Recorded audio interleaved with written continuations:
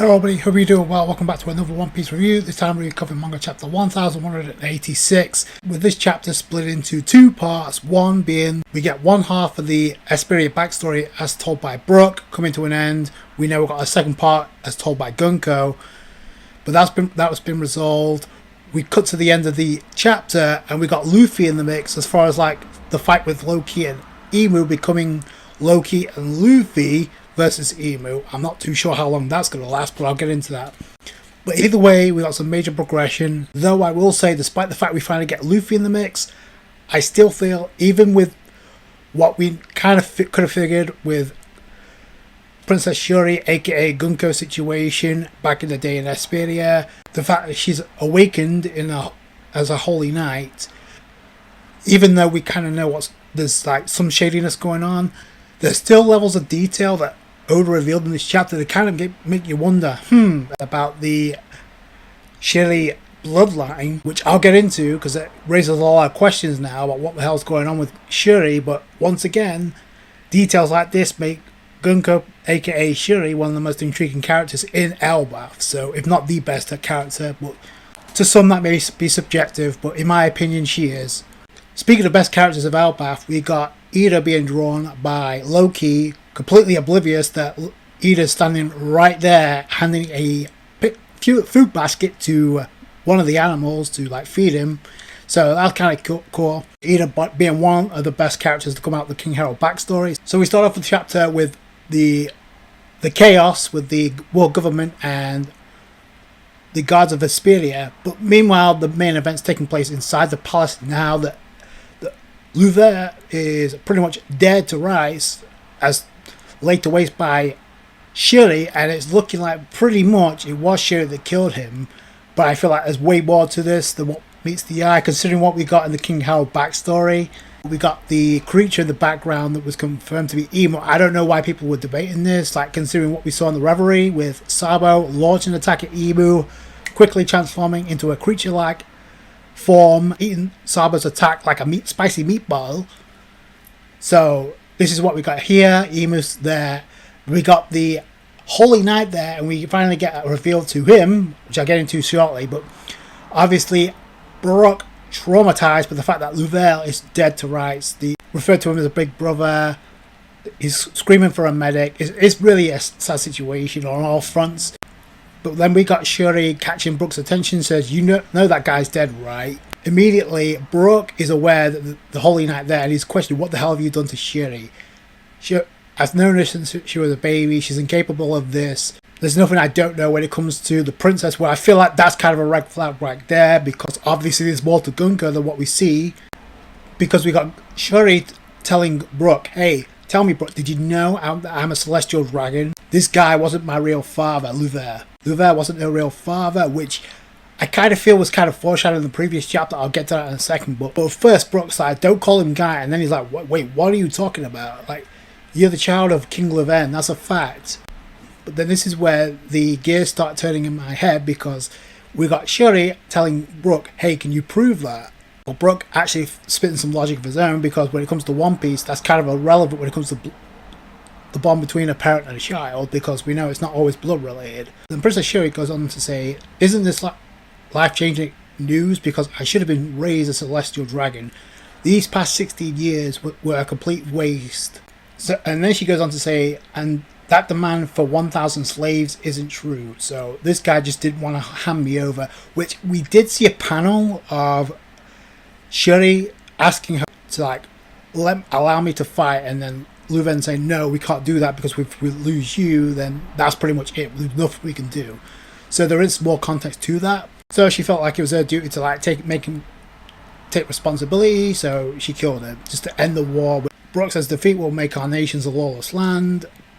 Shuri completely numb to anything in Esperia is like, "That's not my concern."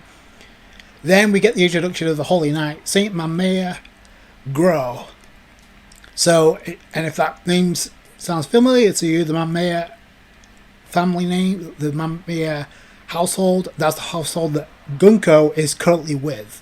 So Grow goes on to say, "I remember you now. There was a kid with an afro among Candel's attendants.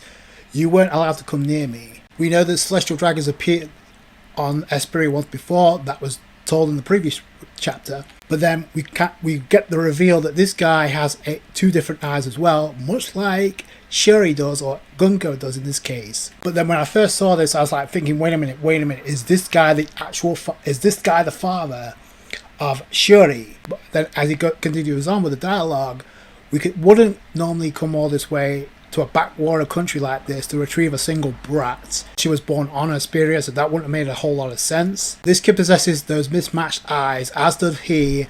Being born with that trait is truly rare, and the Great One desires them. So clearly there's something more that meets the eye, no pun intended. But then this is one of the interesting details that gets me. So he goes on to say, I didn't awaken it myself. She might, though. And then Ibu cuts in immediately, says, no, shut up, don't say anything more. Thou hast said too much. Grow. And then Gro's like, forgive me. Shuri is completely nonchalant by all this. So there's something I'm telling you right now, and I called this out early on in this backstory. Like, it was clear as day that Shuri already had the mixed eyes. So that was done for a reason. I'm going to elaborate more on that later by the end. Shuri's approaching Brook, and then eventually goes on to stab him in the head, which is absolutely brutal. And the fact that Brook has survived this is insane. Even though it's traumatic for Brook, I still got to say that was an epic panel. That's pretty much where they leave, and Brook wakes up to find his subordinates, the survivors of Esperia, but Brook wakes up to trauma because they don't tell him immediately, but then he later finds out. It awakens PTSD. I'm not gonna lie, when we first saw Brook wake up, I thought Oda was gonna go the Saba route and have Brook have amnesia for a bit and then awaken the trauma again, but no, he didn't do that. With Brook tearing up, it transitions into the present. You got the rest of the Straw Hats logging on. You guys, do you think it's okay if I put my faith in Princess Shuri once more? So we knew what the decision was going to be even before we came back into the present. So Brook, he wants to save Princess Shuri, aka Gunko. What makes this scene even more stand out is you got three of the Straw Hats kind of tearing up here. Jinbei, obviously the hard ass he is, doesn't really tear up, but Frankie, he can't help himself. Nami's tearing up too. So there you go, there's a declaration. Please everyone, lend me your strength. And then Jinbei says, no need to be formal, let's hurry and smash that ice. Nami is actually thinking maybe my lightning trick will actually break the ice. Frankie said the radical beam is our best bet. Usopp's thinking away, what can I do? And then Brook just like darts off, like he's heading for the ice cube. The problem with this, though, as epic as a moment, as an emotional moment as this is, and I can't wait to see how see this animated, especially with what we got with Robin and Soul. You can only imagine what we're going to get with the emotion, not only with this scene, but when we eventually get the reunion of Brook and Gunko, aka Shuri, how emotional that's going to be. So, but I don't know what they're going to do, because as of right now, and Loki said this, the only one that's ever able to carve up or cut into that ice is Rataskia. So I don't know what the Straws are going to do, but there has to be a way, there has to be a compromise. Also, there has to be a reason why Oda had Ibu launch an Omen attack at the ice cube, only for it to not do anything. To me, like I said, that is the most intriguing part of the chapter. Not to say what we got by the end wasn't high, but we knew this was coming, and we know Otis is spinning his wheels, because even though we got Luffy back in action, he's fully charged up from eating finally. And one thing that Luffy says as he darts off to Ibu's location, crazy new guy is Elbaf's enemy, so that means he's my enemy too. I'm overflowing with power. We knew he was recharging with power because he was sensed it beforehand. Then Luffy darts off in Ibu's direction, and then he goes on to say, the way I'm feeling right now, I don't think I can lose.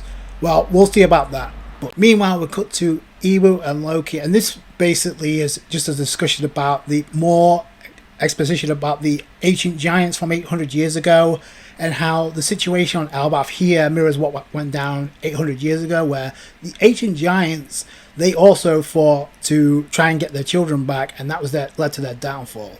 So it's a situation where history repeats itself, only we know the children aren't going to die. The question is, are the old guard going to sacrifice themselves to protect the future of Elbaf? That's the question here. Now, interestingly enough, you saw two panels before we cut to the end. We got a panel of Hardin and a panel of Dory. So to me, that gets me to wonder if they're going to play a role here in like trying to free the kids, maybe. But right now they're in a bad way. We know Sanji and Zoro on the scene. I have a sinking suspicion that Scarpa may play a role as well, considering Colin's going to be the future of Elbaf, so Scarpa has to do something to get his kid out. If Ripley tries to do something, that's going to look bad on Scarpa, considering he's like been hyped up all this time. She's been wounded, but she's still trying to save her child. Like, the same can't be said for Scarpa right now, so I feel like that's going to change. So maybe he does something to give Sanji and Zoro the opening to take out the Rain Goddess, or he takes out the Rain Goddess, leading to Zoro and Sanji to take out Summers and St. Killingham, maybe. But Oda cannot drag this out for too long.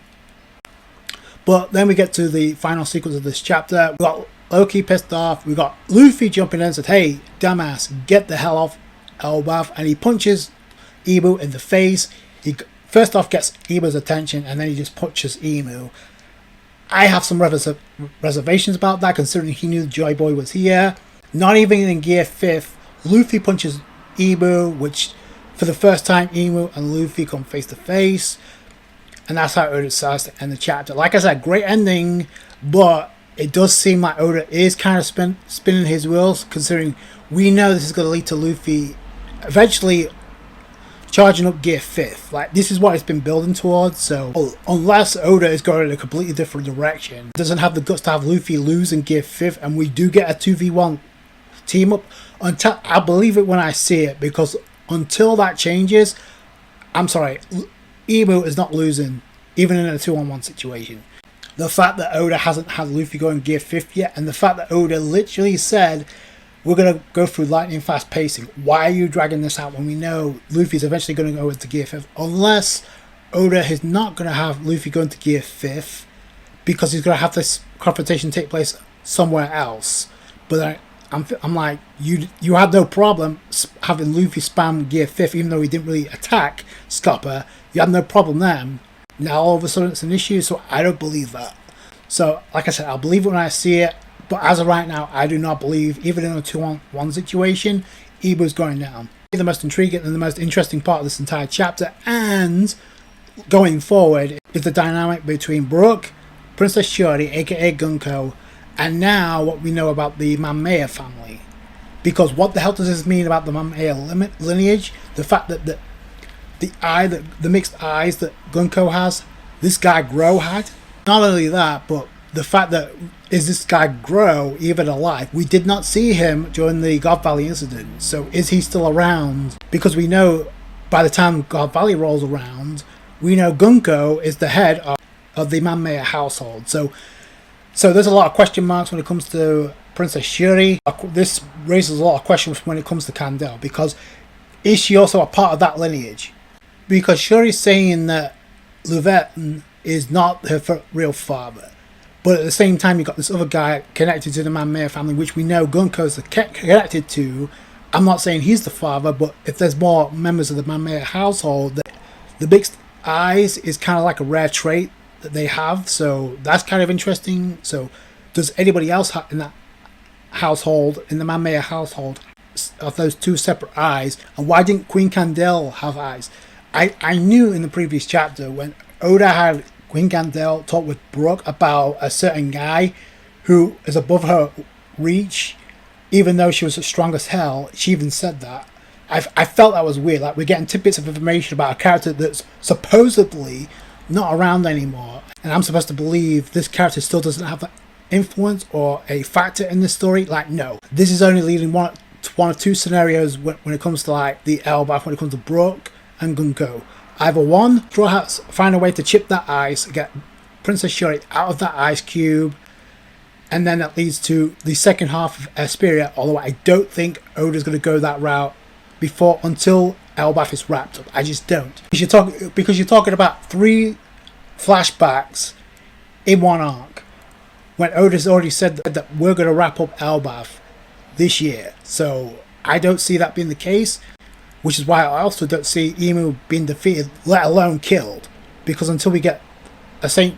Narona Emu backstory, which I'm sorry is going to take a lot longer than a few weeks or a few chapters to spell out, and even then you're going to have to connect it to something we actually care about. And I've talked about this. Don't think Emu is going to be killed off. He could be defeated, but I can see like Emu's body being weak and being the out for Oda. Like, he needs to be fully revived to take on the likes of Luffy again. But it does raise a lot of questions about Princess Shuri with the eye and the Manga lineage, as well as what does this mean about Queen Candle. I personally feel that Brook is going to get Shuri out of the ice cube, and we're going to get some type of power between the both to go against the war government. If not, when are Brook and Princess Shuri are going to like interact again? I feel like this kind of has to happen, but we're not going to get Gunko's side of the story until she's fully recovered, and that may take place after Elbaf. That's where I'm thinking this is going. A lot of question marks in the air as far as like what does this mean about the Manga lineage as well as the household and the Holy Knights. What does this mean now? Is Gro still a part of the Celestial Dragons, or is somebody else in his place? There's a lot of people that seem to think that Queen Candel's alive, so maybe this brings the theories back to life. Just saying. We also got a lot of other plot points for Oda to follow upon, which is why I don't think this 2v1 versus Loki and Luffy is going to last much longer against Emu, because we've already seen this. Just replace Gunko with Emu. We got the Sol and Robin plot point where they're currently inside the tree on the ground, about to come into contact with something major.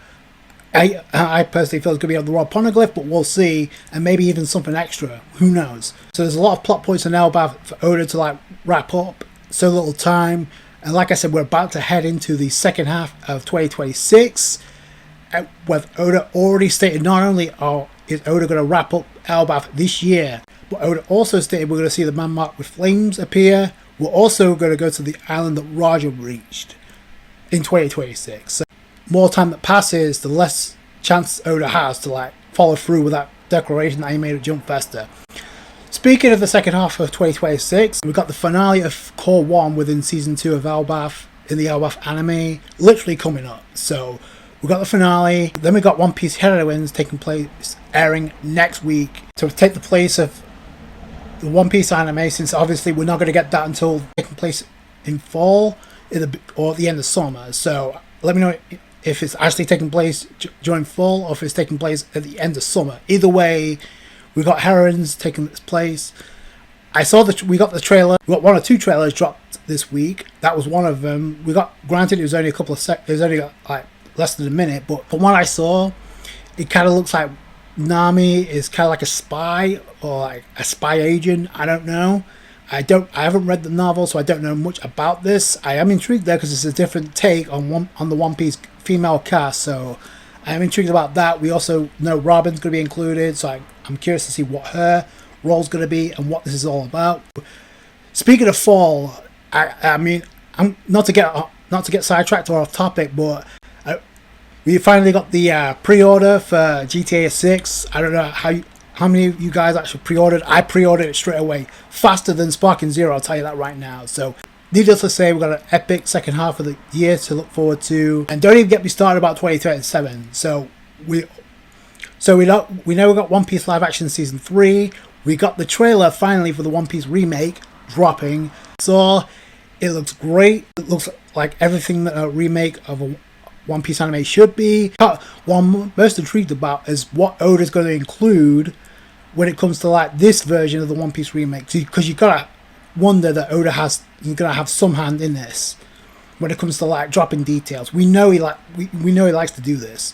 So, and I'm not saying that he's gonna take a scene from the Kuma backstory and incorporate that to the beginning of this One Piece remake. Right? No, but you could take information and drop subtle hints, or this is just gonna be a straight remake adaptation from start to finish. Now we know we got One Piece live action season 3, and I expect we're going to get an announcement about season 4, because considering we know season 4 is pretty much confirmed, given the context of what we got within season 2 and what we know season 3 is going to be focusing on. And I don't know how many novels like One Piece Heroines is going to adapt in the anime. They could do more than one. And plus, I think it would be kind of a good bridge, because One Piece is taking a seasonal format. So once one court ends, you get another novel adapted to take its place before we get another core aired. So before another core airs or another season airs. So I think that'd be kind of a good bridge if that's the plan, if that's where they want to go. So we could get multiple novels adapted for a lot of the female cast within One Piece adapted in 2027 as well. So One Piece in 2027 is going to be a generational run. It's going to feed families, no question about it. But we got one heck of a second half of 2026 to look forward to. I've enjoyed the One Piece anime. The peak of the arc for me is like the Robin and Soul reunion. Even with Core 2 within Season 2, nothing's going to come close. So Princess Shuri, aka Gunko, continues to be one of the best parts of Elbaf. Not only in the manga, but also now in the anime, considering those action sequences we got with Gunko beating the hell out of Loki. I mean, he took an ass whooping. So, wow, that was some good quality animation. So I can't wait to see what they do. We got the Harley Moral to look forward to incoming. Just to cap off, do you think the Manmare Eyes of Shuri is how Shuri is able to summon the rest of the Holy Knights? Because we know Shamrock couldn't do it. Shamrock pretty much asked Gunko to, hey, contact the Mirajosa, hey, summon the Holy Knights. So Shamrock couldn't do that, so he was asking Gunko to do that. So I'm wondering if the eye ability is what allows her to do that. Can't wait to find out more about Shuri and with her interaction with Brook incoming. Let me know what you guys think down below. That's going to do it. Thank you guys so much for watching. If you enjoyed this video, you know guys know what to do. Hit that thumbs up. Take it easy, guys. Bye.